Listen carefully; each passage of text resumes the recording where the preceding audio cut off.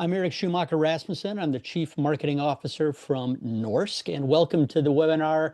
It's about time, how TAMS brings media storage up to date. TAMS is Time-addressable Media Store, as I'm guessing most of you who are attending know, and it changes how we approach video streaming rather than segments and chunks. It's data on a timeline, and that enables much better control over the video experience, enabling players to access points in the timeline in a direct programmatic way via API. And this have massive implications for things like instant replay, multi-angle viewing, and recorded playback. As maybe some of you know, TAMS was developed by the BBC Research and Development, which open sourced it in 2023, and we're thrilled to have Sam Mesterton-Gibbons and Georgina Shippey from BBC R&D here with us today. They're going to kick things off by starting off with a discussion of the development of TAMS, the architecture, how it works, and the business implications. And then Chris Swan from AWS and Steve Strong from Norsk will share a little bit about their specific implementations of TAMS. Then we'll open the webinar up to questions from the audience. A couple of housekeeping notes before I hand things over to Sam. The chat is open in the Zoom, but if you have any questions for the panelists, please put them in the Q&A tab. You'll find that button at the bottom of your screen. I'll take a look at the questions as they come in, and I'll pose them to our speakers in the last portion of the webinar.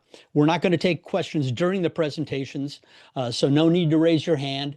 And like I said, please just enter your questions in the Q&A tab, and we'll ask them at the end. If we have more questions than we have time to get to, I will make sure that the speakers get those relevant questions, and we'll try to get answers back to you offline. So with that, I would like to hand things over to Sam Mesterton-Gibbons from BBC R&D. Sam. Thanks, Eric.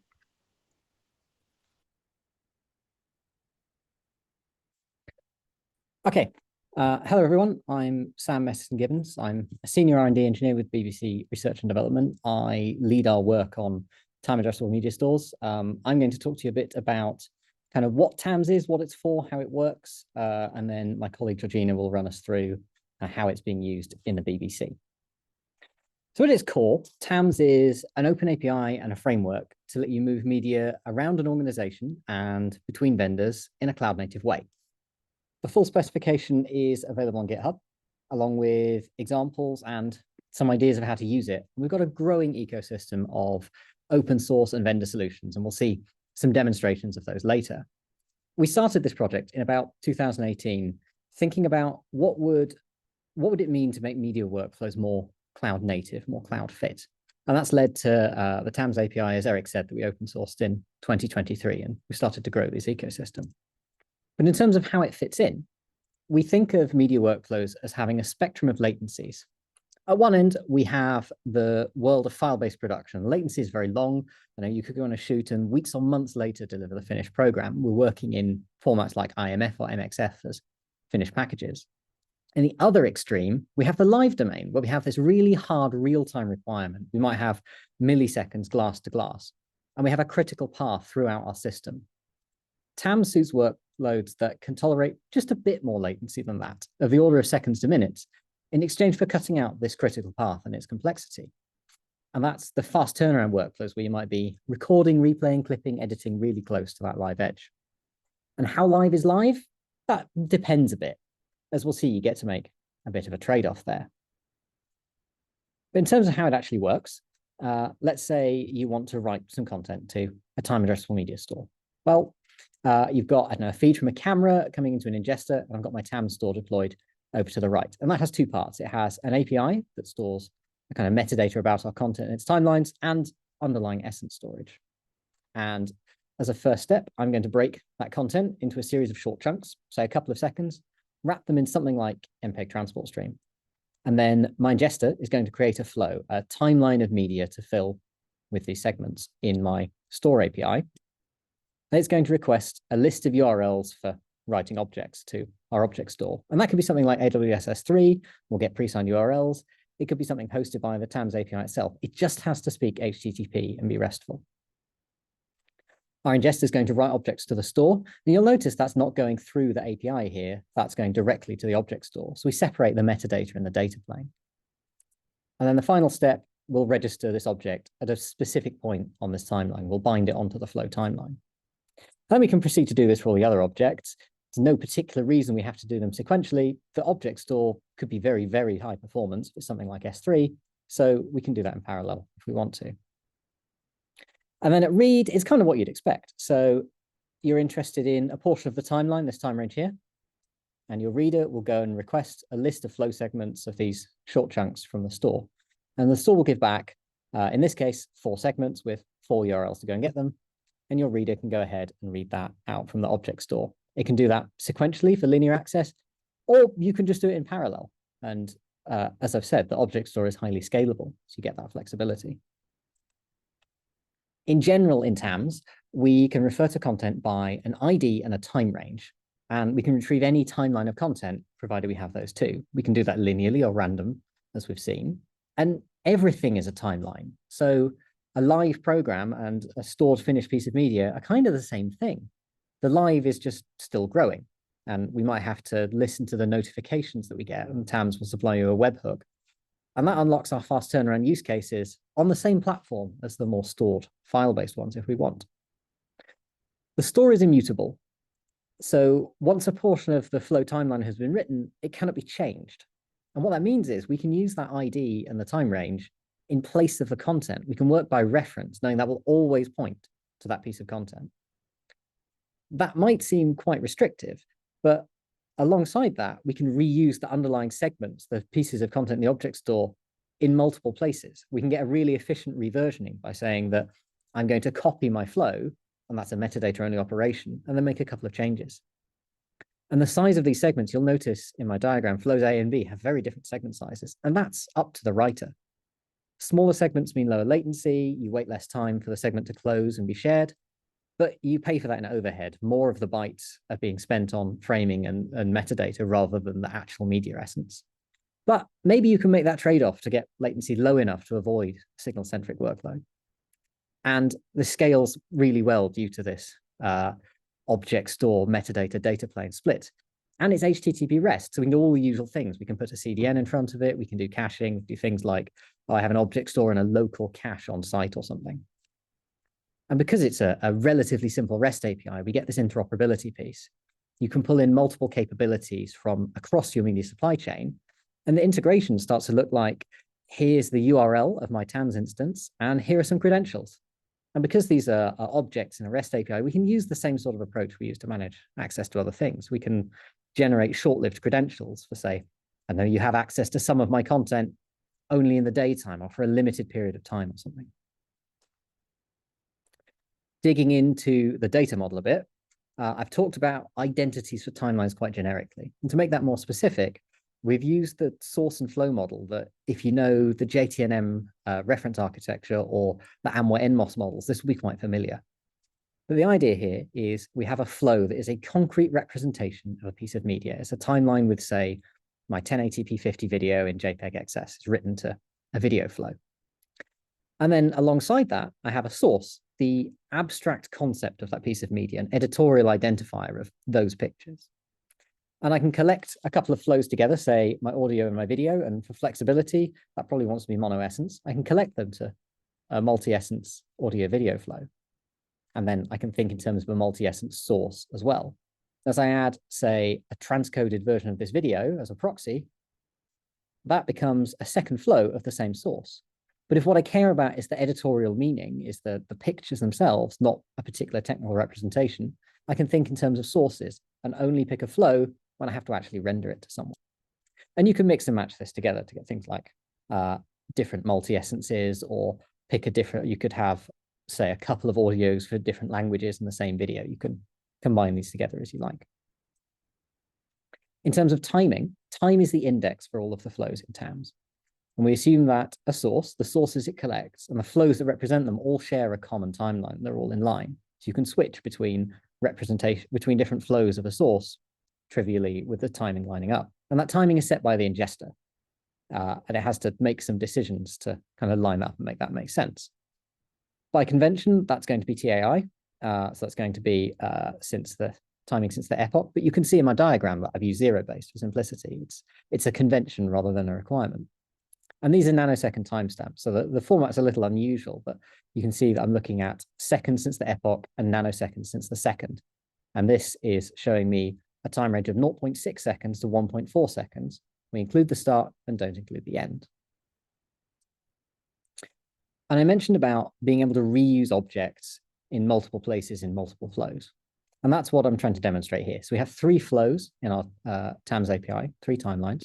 We can create a new one by picking different bits, but we're using the same references to the objects.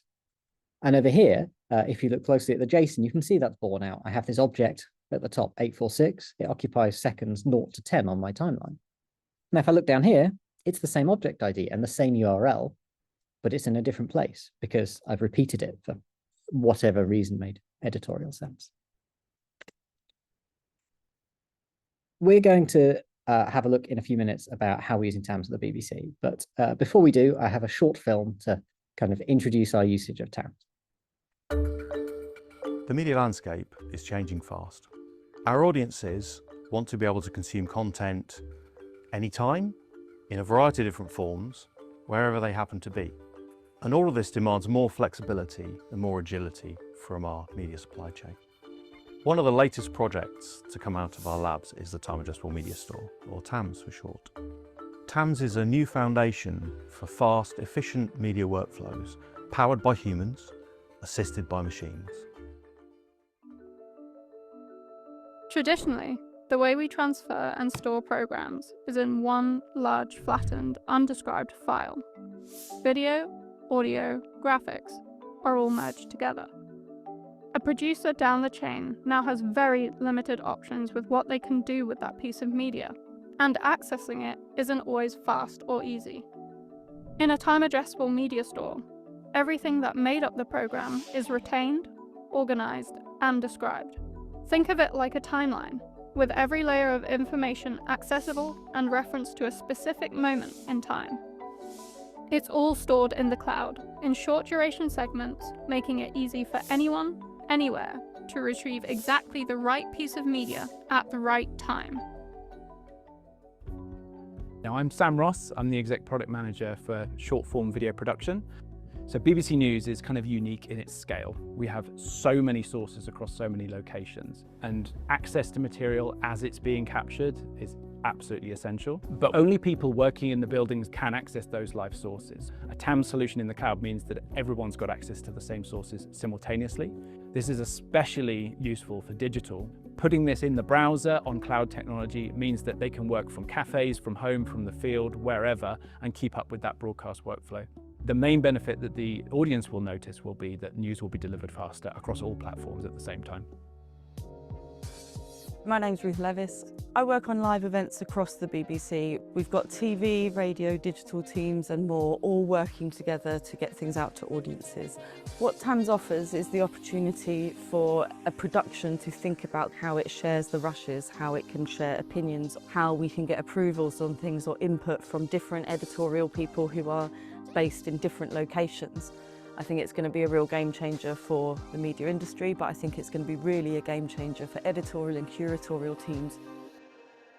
I'm Alex Rawcliffe and I'm a lead technical architect. In media services, we're building a new product called Stream Factory, and that's a platform for managing live streams in the cloud. For a long time, we've been doing pop-up live events, so that's things like extra stages at Glastonbury, extra courts at Wimbledon. So Stream Factory will support a bunch of those use cases, and crucially, also recording them via a TAMS-based approach. I'm Chris Swan. I'm an industry specialist solutions architect at AWS. So we've been working together for at least a couple of years now. For me, I think it has the potential to transform the way the industry works around these fast turnaround workflows. Having a publicly funded part of the BBC that provides innovation for the industry at large, I think is a really important part of a project like this as well.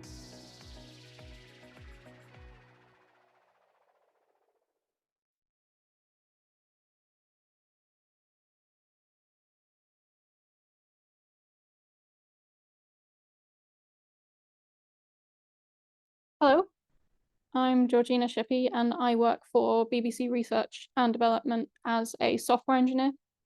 But I'm currently doing a brief stint with media services, which I will talk about now. So as Alex mentioned in the film, we're working on an internal product called Stream Factory, and Stream Factory will act as a single point for IP-based streams to enter, be routed through, and exit the business. Stream Factory will be offering a record component, and that will be based on a time-addressable media store, and we're working on that at the minute. The initial use cases that we're working against are generating VOD assets based off of long-running ingests of our broadcast output and matching that against our playout schedule. And we're also partnering with News on a refresh of their systems. On the horizon, we're looking at that pop-up event stream recording, and we're also evaluating if we can use TAMS to give our content teams a way to look back at our broadcast output across all of our platforms, as well as some of the signals flowing through our buildings, to rationalize as much as possible a shared way of accessing media by everyone in the BBC. As at the minute, there's lots of places we're recording media and lots of different ways to access that media. And actually there's a lot of kind of boundaries and silos that we want to break down with TAMS. Development is ongoing, but it's not exactly been plain sailing. We have some organizational hurdles when it comes to authentication and authorization, in that a lot of our machine-to-machine use cases currently are using MTLS. And if you've read the TAMS spec and the documentation around the spec, you'll know we don't really recommend MTLS as a way of doing auth. So to build this ecosystem of interoperability around our time-addressable media store, we need to look at a more modern approach to auth. So we're looking at things like OAuth and token exchange as a possible way forward there. Timing data, of course, has also been another issue. For the VOD asset generation use case, where we're using upstream timing data that's been inserted into the media to then match against the playout schedule, we can't guarantee that that data is necessarily going to be monotonic in terms of when there's failures. Whereas before, a lot of the majority of demonstrations involving TAMS have just been timestamping media at the point of ingest. So this is kind of a bit of a new frontier for us. And this means that we might try to write segments to time ranges in TAMS that have already been written against. And because of that immutability principle, this will result in an error. So we need to find ways to mitigate when these circumstances happened and reduce the likelihood of any cascading failures that might impact the downstream systems that are using our time-addressable media store. So I've had the pleasure of directly working with the team in media services who are implementing this record component, and it's been really exciting to kind of chuck something over from R&D and be on the other side of the fence to kind of help catch it. The TAMS specification, we built it so that it could fit the needs of many different businesses, and that means it's quite permissive. So we're going through a process right now of pinning down how we want to use the TAMS spec within the BBC and really getting to grips with the nitty-gritty of the real world.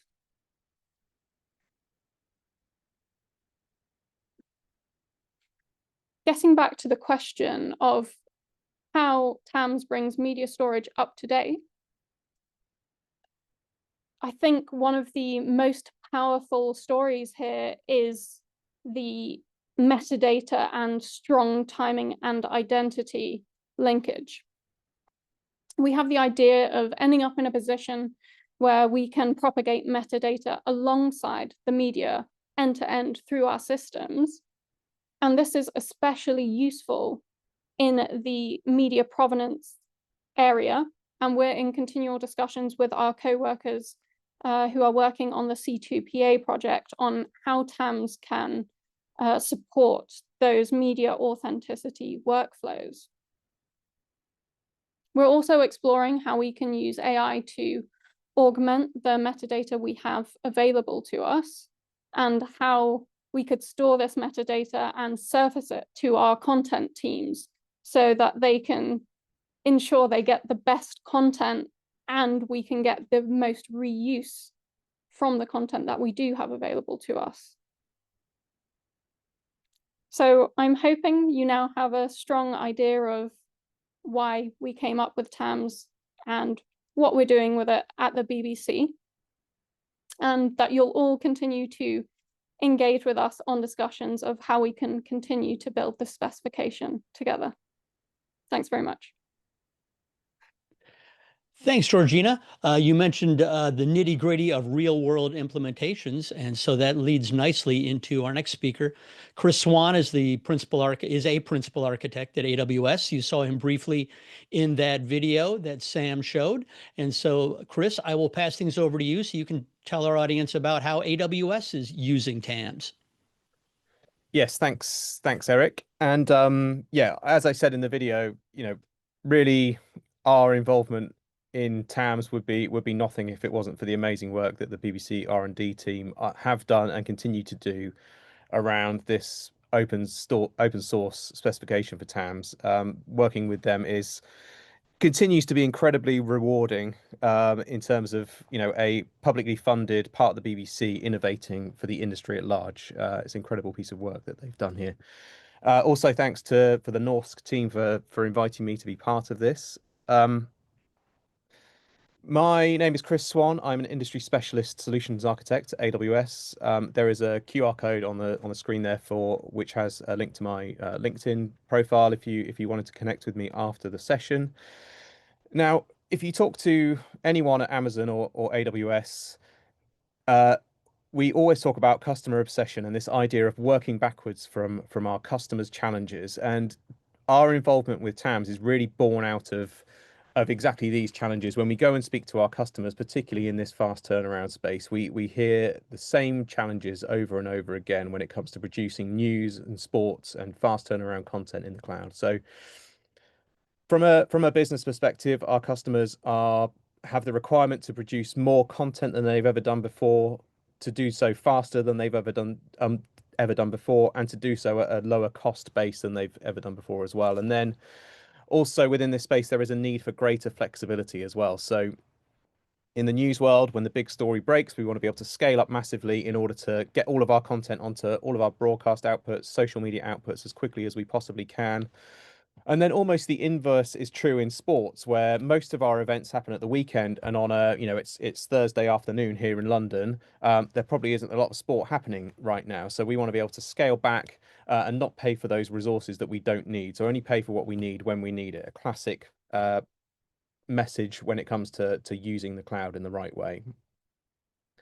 From a technical perspective, what we tend to see is that a lot of the existing solutions in this space are very much a lift and shift of the incumbent on-premises workflow into the cloud. So we're moving things like file systems and very large compute instances into the cloud. And that doesn't work. It doesn't deliver that flexibility and those cost savings that our customers need.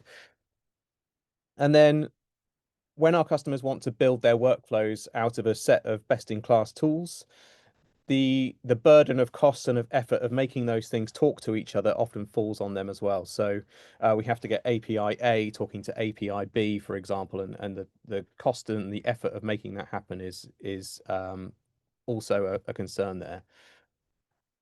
Oops, let me just go back one a sec. And then also we have this issue of multiple storage systems as well. So when we talk to our customers about building their modern media supply chains in the cloud, they traditionally want to use services like object storage, services like S3 in order to build their modern media supply chains for storage. But when we want to work in this lift and shift way with file systems, what have you, we end up in this situation where we have to duplicate content and move content from object into file and back again.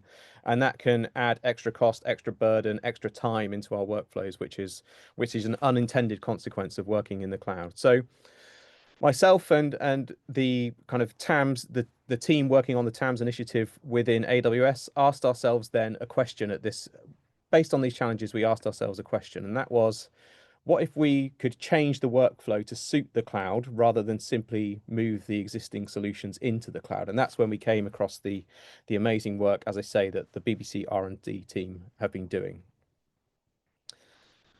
Now, we kind of see the adoption of TAMS as a flywheel. And again, this is a very Amazon thing to do, to draw a flywheel of how things should be adopted or how things would be adopted. But this is typically how a new piece of technology might get adopted within the media industry. So we go through this phase of talking to our customers about the technology. That in turn leads to more vendors engaging with us and wanting to learn about how TAMS works. And then hopefully that in turn will lead to more TAMS capable products being released into the market that our customers can buy, because first and foremost, our customers in this space are more likely to buy products than build their own cloud solutions. That in turn will then, we hope, drive more adoption of TAMS, which in turn leads to more customer demand. And our role within that is as kind of custodians alongside the BBC R&D team of what we refer to as the TAMS community.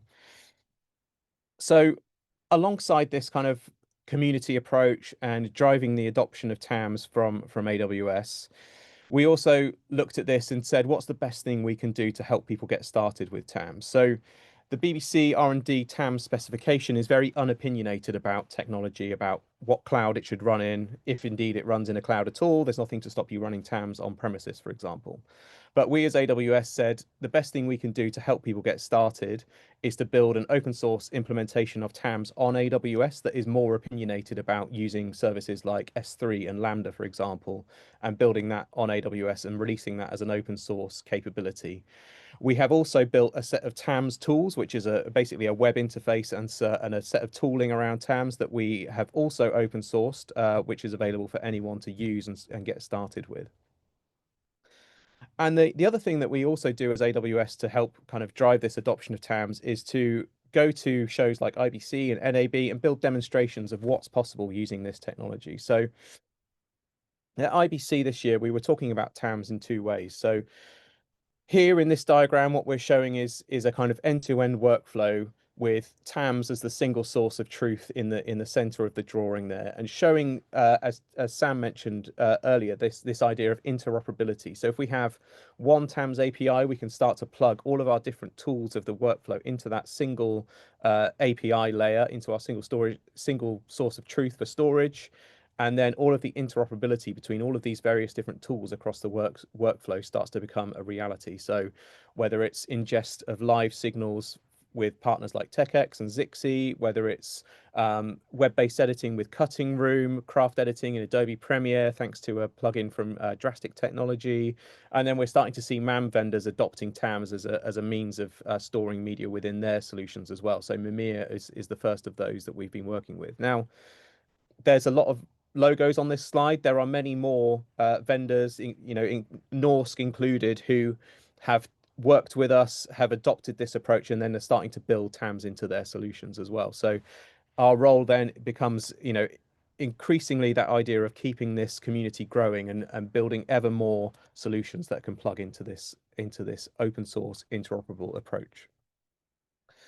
The other thing we also did at IBC then was the concept around how we can start to use TAMS with its open source interoperable API-led approach to then distribute or federate content between different organizations as well. So the other thing we showed at IBC was a piece of collaboration with Reuters and the UK Parliament, where effectively in this drawing what we're showing is that we have 3 different TAMS stores in 3 different regions of AWS, and each of those TAMS stores is effectively owned by a different customer, a different company.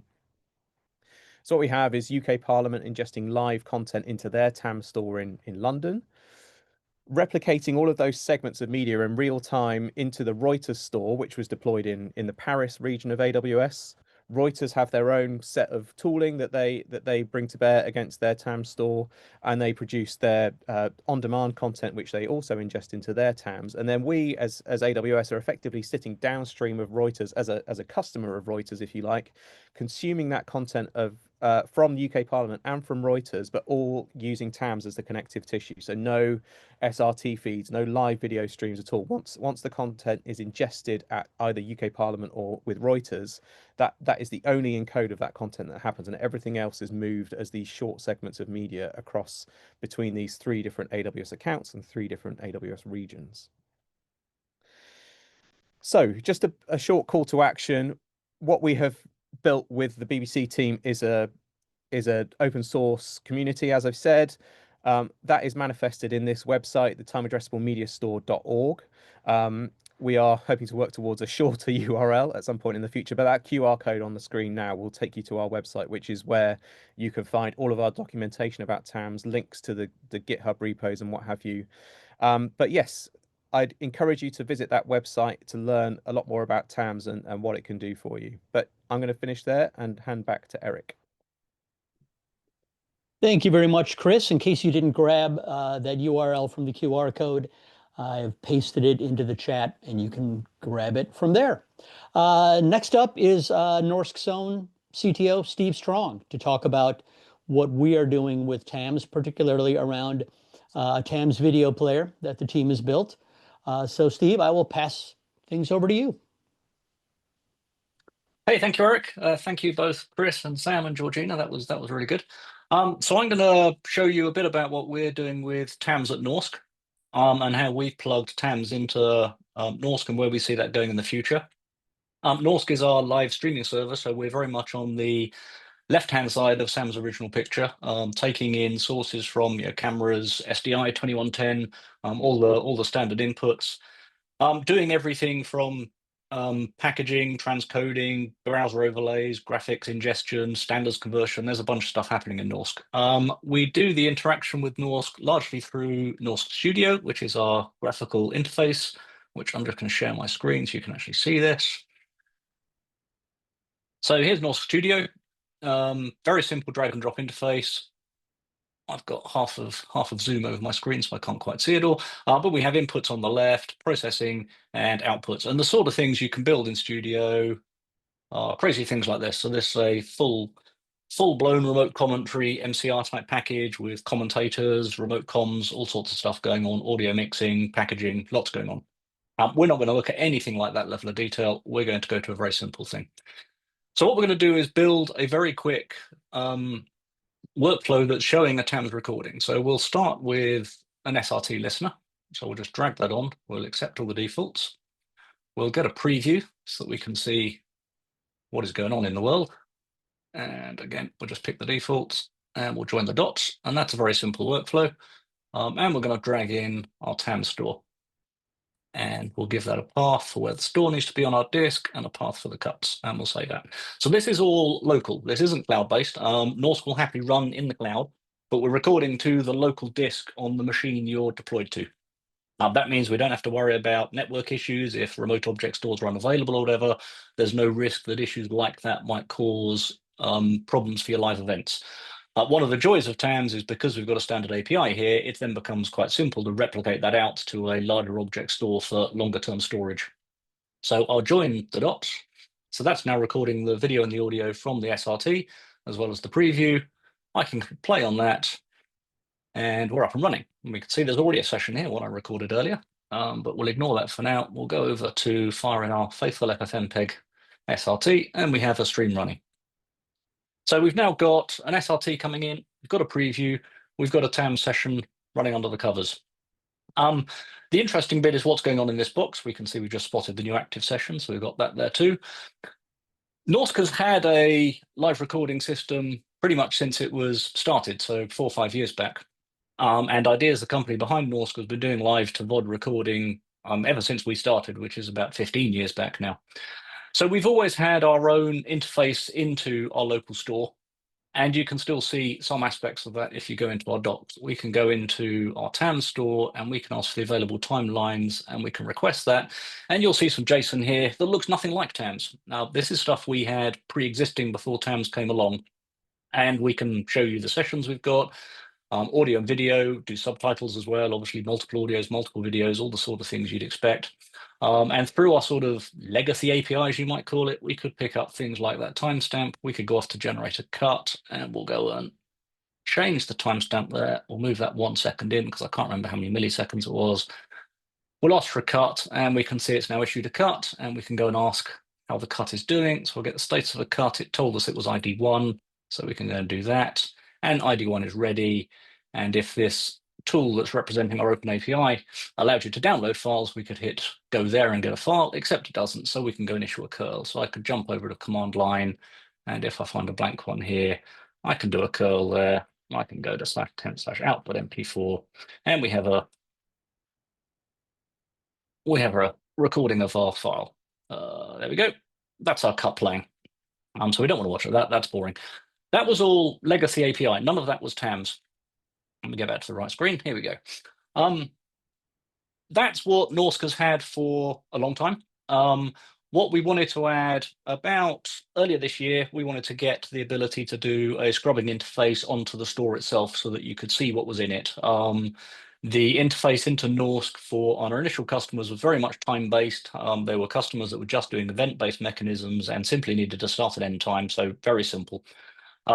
Previous time recording systems we've had, pre-Norsk, we had full cutting UIs. You could scrub, you could set in and out markers, all non-linear, lots and lots of functionality. The underlying SDK for doing the cuts in Norsk can still do all of that, but we didn't have a way to preview it.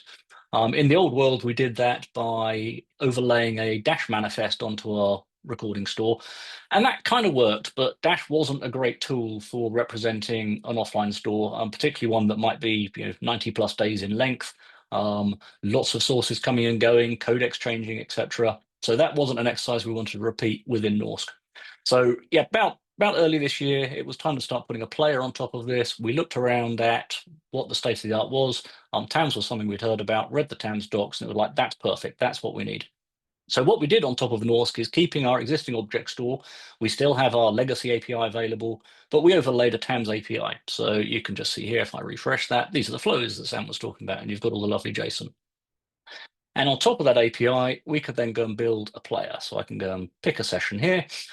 This is the session I recorded earlier, so we can see we're currently doing sports. This was animals, and we can see it's playing, it's recording.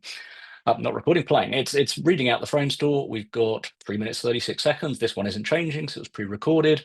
What's nice is this is a straight HTML5 player. It's purely talking the TAMS API. It knows nothing about Norsk's internals or anything, so this is just straight HTTP traffic. And it's fairly full-featured. We've got all the thumbnails. We can drag this around. We can jump to any point. We can pause and play. When we're paused, we can do frame accurate. I'm not paused there. When we're paused, we can do frame accurate forward and backward. So we're not tied to MSE or anything. The player itself under the covers is all web codecs based. So it's pulling the segments from TAMS, decoding them in web codecs, holding a ring buffer of decoded frames in its cache. So editors can do totally frame accurate cuts. Where we see this going is obviously extending that to have a full cutting interface on top. We'd quite like to work with partners to do that. Our specific skills at Norsk are more on the management of the live media rather than very sophisticated cutting tools.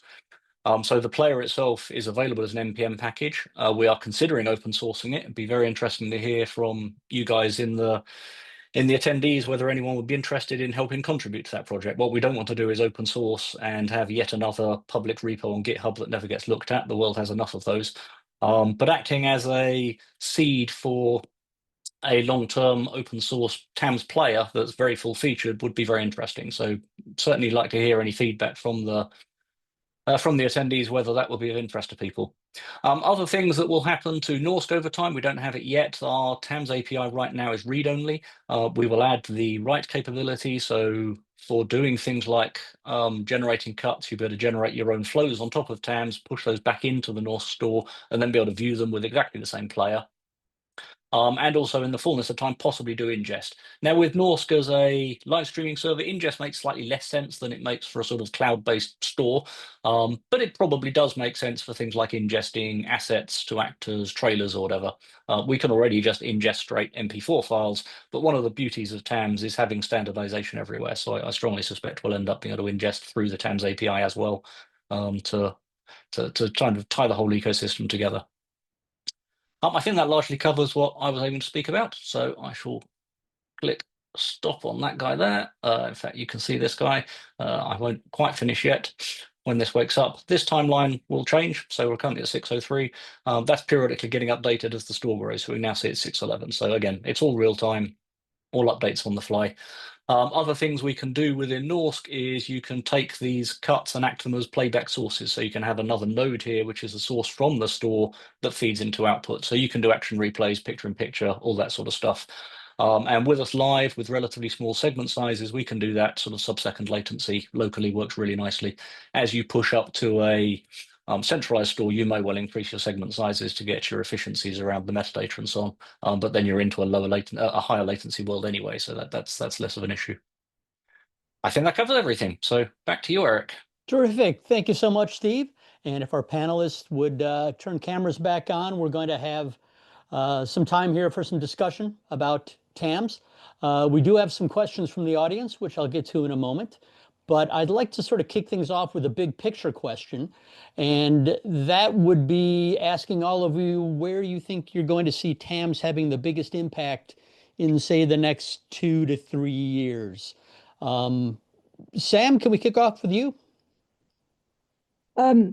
Yeah, sure. I think so. The BBC has a stated goal of choosing technologies that are SaaS first. I think one of the things that this really unlocks is the ability to execute on that goal, to be able to pick up the best-in-class capabilities from our media supply chain and integrate in a really granular way.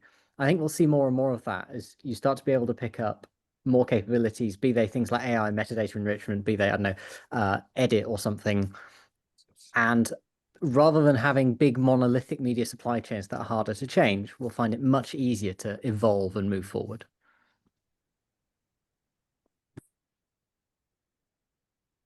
Chris, what are your thoughts on where it's going to have the biggest impact in the next 2 to 3 years? Yeah, I think as I said in the presentation I think we're quite early in the adoption curve of TAMS, and I think the 2 to 3 year timeline looks like more solutions that organizations in this space can buy rather than having to build for themselves. I think the more choice, the more interoperability that we have across the entire supply chain, I think that's going to be a really real important driver for this shift towards more software-defined cloud-native workflows across the industry as a whole. Steve, any thoughts? I think from my perspective, sat in Norsk, it's easing interop with other vendors. So as I said in the demo, we've had live to VOD recording systems for 15 odd years. And we've waved our hands about the fact that they're open and that you can see the files that we've got on the disk, so you can grab them if you wanted to. But in terms of exchanging the metadata, that was never open. We had APIs for that. We had JSON APIs for that. They look, if you squint, a little bit like the TAMS ones, but they were nothing like as thought through. They weren't intended, that they were never planned to be sort of industry standards. They were just ways to access our database. The fact that we've now got an API, a standard that lets everyone agree on how that works, that opens up a lot of options. So when our initial customers, our initial recording systems, we had to write our own cutting interface because it was the only way we could get access to our metadata at the level we needed to create a compelling interface. But we're not UI experts, so that wasn't a great use of our time. The idea that we can now work with things like the folks at Cutting Room, who are much, much better UI experts than we are, and have them stick a cutting interface on top of Norsk that can do as well as Norsk itself could do. That's really powerful. That's really powerful. Georgina, anything to add? Oh, you're muted. Echoing the sentiments that have already been said. I guess I'm interested in, what are those longer term impacts? We're just starting to lay this great foundation, and it will be interesting to see the use cases that we don't even understand yet, and the impacts that those could have. Absolutely. And I just want to mention that Steve mentioned in his presentation that there may be interest in open sourcing the TAMS player that Norsk has built. If you're interested in that specifically and interested in contributing, I put Steve's email in the chat. I also put the link to that time-addressable media store.org that Chris mentioned in the chat. One of our questions from the audience was, can you please share references to AWS's open source TAMS platform implementation? And I'm guessing that's where someone could find those, right, Chris? Yeah, those two GitHub repos are linked from the TAMS.org website. So yeah, you'll find them in the resources section on the TAMS.org website. Yeah. Great. I'd like to flip it for the next question. We just talked about the opportunities the TAMS represents. What about the challenges? And, Steve, maybe we can start with you and then go around the horn again. What are the biggest challenges that you've encountered, technical or otherwise, while implementing TAMS, and how did you solve them? To be honest, it was relatively straightforward from our perspective. The spec is clear. It's obvious what you're meant to do. We already had a lot of the same concepts internally with different names and got there for different reasons, but there was a fairly good mapping between what we had under the covers and what the API needed. So that worked nicely. We had one interesting thing. So right now, Norsk isn't standard TAMS. So hands up, we'll say that right now. Our media store has always, for about 15 years, used fragmented MP4 as its recording format for no particular reason. Any format is as good as any other at one level.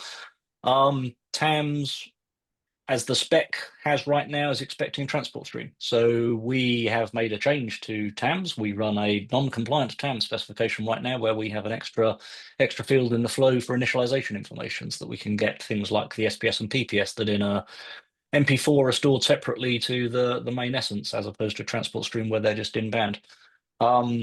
So that's something we're chatting on the TAMS chats about, how that might make it into the standard one day. Maybe it won't. I don't know. We'll see where that goes. If it doesn't, then we'll have to do some work at our end to stay compliant. But I'm hopeful over time that will get extended. With that comes complexity. That's why it needs to be discussed as opposed to just being a straight drop-in, because as you add more and more options like that, you make the life of people implementing TAMS harder, because now if you want to be a TAMS reader, now you've got to deal with transport streams and MP4s. Who's next? How many formats do you want to add to the spec? So I think there's a challenge for the spec to grow to enable use cases like ours where they make sense, but also to say no to some use cases, maybe like ours, let's hope not, but maybe, so that the spec stays manageable. There are other specs around, I'm not going to mention any of them, but they're huge and enormous, and it's committees throwing in everything that everyone wants. And that's lovely, except writing an implementation of one of those specs becomes nigh on impossible. So I actually quite like the TAM spec right now. It's fairly neat and concise and works well. About the only other frustration, which I totally get, and it's not a criticism in any way, is that it's got almost exactly the same concepts as things like NMOS with flows and sources and so on. Norsk already supports NMOS. We have flows and sources and so on. They're not the same. So we now have two bits of code within Norsk where we're dealing with flows and sources, and they can't be shared because they're not quite the same. So it's code replication. Maybe one day they'll merge. Maybe they won't. I get that they're not quite exactly the same. Things that would be great to add from a technical perspective would be a test suite. Yeah, that's something that NMOS have done really well. Also, not a criticism. I get that that's a pile of work that someone needs to do. But as the ecosystem grows and we get more vendors in play, having a test suite that lets you have some idea that you're actually compliant would be really useful. We'd obviously fail it right now because we've got this extra tag, but maybe we've got a field name typoed somewhere. Could be something as trivial as that. Right now, because it's our code on both ends, we wouldn't notice that. That would just work for us. So a compliance test suite would be great in the future. Chris, what about you? What are the challenges, technical or otherwise, that you've encountered while implementing TAMS? So I think our approach from the AWS perspective, I talked about, we talked about what's the best thing we can do to help people get started. I think the intention of our AWS implementation of TAMS is to remove some of that technical complexity. We have spent a lot of time looking at different underlying database technologies, for example, where we store the segment data is different to the database in which we store the flow and source metadata, for example. Those are two different database technologies, but our lessons learned over the last 2 years have led us to certain technology decisions within that implementation. So yeah, I would say as much as we have been on a journey around, optimizing TAMS for AWS. That has given us a whole host of lessons learned that we can then, when we start enabling customers and vendors on their journey, we can provide them with a starting point rather than them having to learn it from the ground up, as it were, and learn those same lessons themselves along the way. And Sam and Georgina, or Sam or Georgina, either internally at BBC or what you're hearing externally from partners and others who have implemented TAMS, what are you seeing and hearing about the challenges? I think there's kind of two things. On a technical level, timing. The number of difficult conversations I've had about timing and how timing works. And I won't drag you on what those are, other than to say that the Norsk guys wrote a great white paper about this, and you should go read it. The other one, a less technical thing, is kind of getting an understanding of why this is beneficial, why you need this, helping our engineering people, our technical estate, and our creative teams understand why this matters. And if you think about my timeline, we started this on a brief in 2018, and 23 we had something we were happy with, and some of that is just working out how to shape our industry in the right direction. And I'm glad to say it's come that way, but it's been quite a good lesson in understanding how to meet people where they are and how to effectively transform an organization and an industry. And I'm pleased that that's come off so well, and hope that we can continue. All right, Georgina, anything to add before we move on to some audience questions? Yeah, I think for us recently, we have a lot of we have a great interface in TAMS, but we have kind of that ingester component, and we're currently kind of working through with the third party, that unfortunately I cannot name at the minute, on kind of what are the requirements for that, going from a multiplex stream to single essence and kind of mapping that through to TAMS, all of the flow reuse and, those kind of timing issues I was talking about earlier. A lot of that complexity needs to be handled in the ingest process. So we're at the minute teasing out those requirements and kind of iterating on that. As well as I think organizationally, we as a business have to decide the rules around our time addressable media store and how it should be used, and different people are at different points with their understanding of the specification in the business. And yeah, just kind of trying to get everyone on the same page organizationally at the minute is something we're having to work on, and it's been a lot of fun. Excellent. And Sam, thanks for mentioning that. I promise we didn't pay the BBC to do that. Mentioning the white paper that Steve Strong wrote called "The Hidden Complexities of Time and Live Streaming." I've pasted the link to that in the chat. Lots of great stuff in there. We've got time for a few questions from the audience. The first is from Roy Folkman. Is there a viable use case to add time addressability using TAMS to archived content for collaborative content creation workflows? Is TAMS currently supported by any MAM or PAM vendors? Sam, I believe you touched on that a little bit in your presentation, but could you talk more about what TAMS might do or is already doing for these sorts of collaborative workflows? Yeah, okay. So on the kind of collaborative workflows piece, what this really unlocks is a common way of letting you store and access that media, and you can kind of start to think about how that obviously leads to multiplayer experiences, but that's a layer above the media store. On the archived piece, that's where this starts to get quite interesting.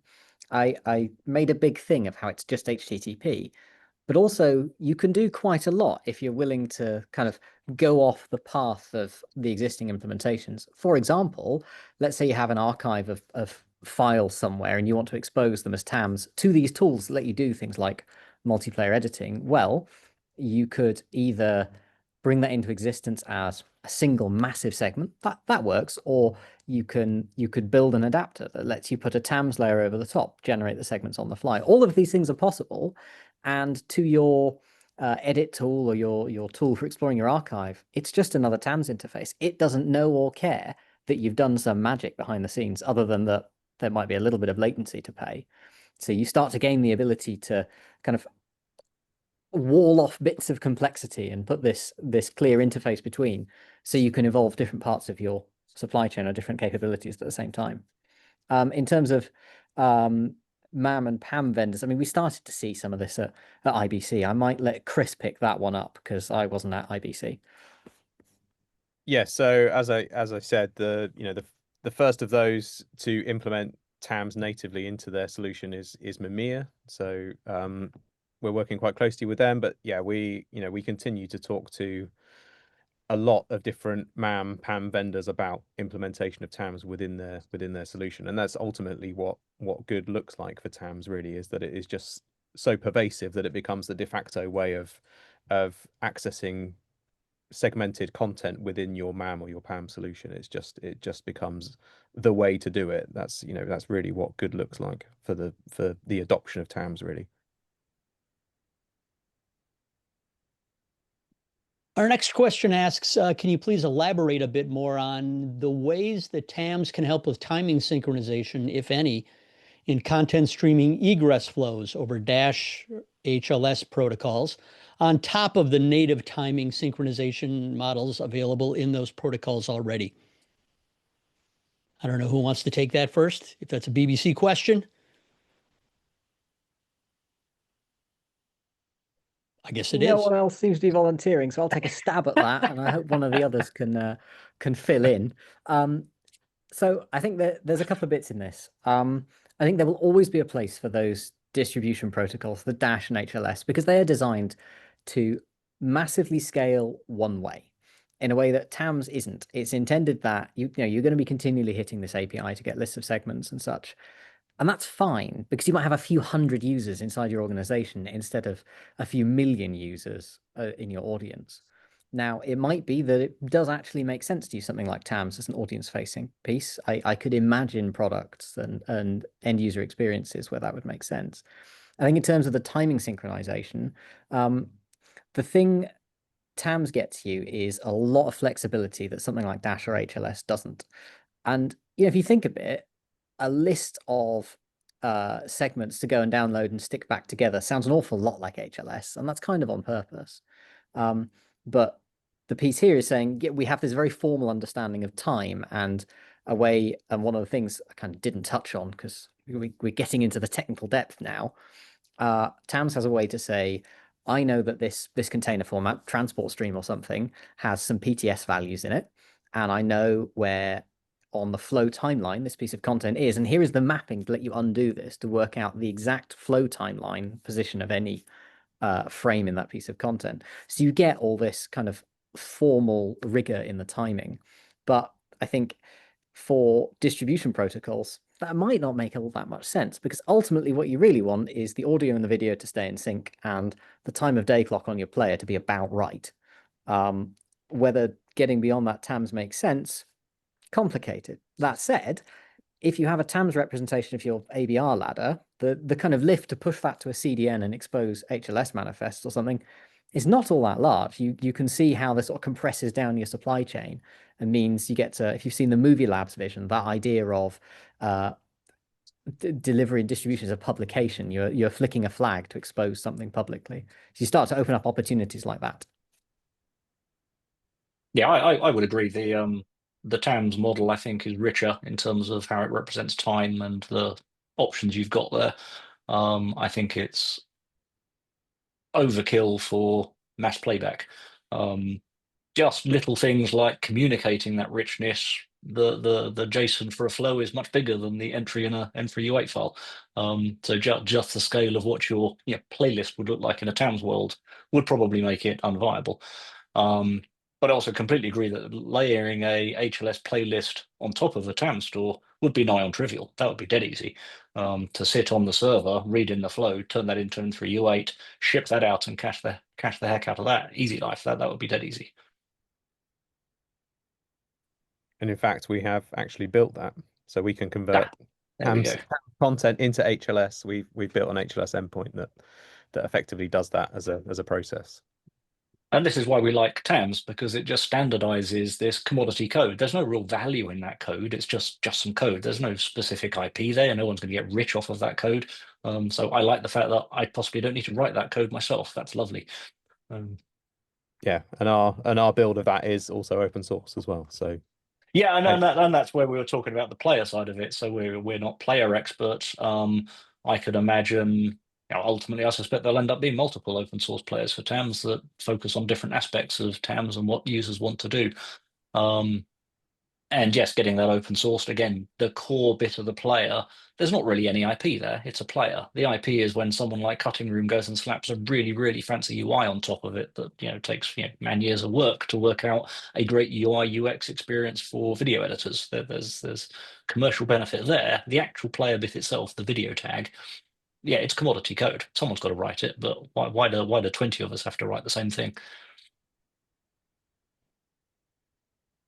All right. Well, thank you so much to our panelists, our speakers here today, and to the audience for questions. We are out of time. There were still a few more questions from the audience.